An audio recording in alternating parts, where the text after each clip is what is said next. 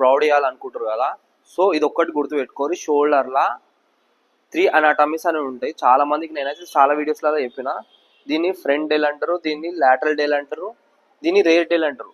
ఇప్పుడు మనకు shoulders broad కావాలంటే లాటరల్ డెల్ని హిట్ చేయాలి. ఖాళీ ఈ వీడియోలో 3 వేరియేషన్లు లాటరల్ ని ఎట్లా హిట్ చేయాలి 3 వేరియేషన్లు చూపిస్తా. వచ్చేసి సైడ్ లాటరల్ డంబుల్స్. ఏం లేదు, డంబుల్స్ ఇట్లా పెట్టి ఇట్లా తీసుకోరాదు. ఈ వేరియేషన్ వచ్చేసి మొత్తం మీ సైడ్ డెల్ మీదనే పడుతుంది. సెకండ్ వేరియేషన్ వచ్చేసి అప్ రైట్ రోస్.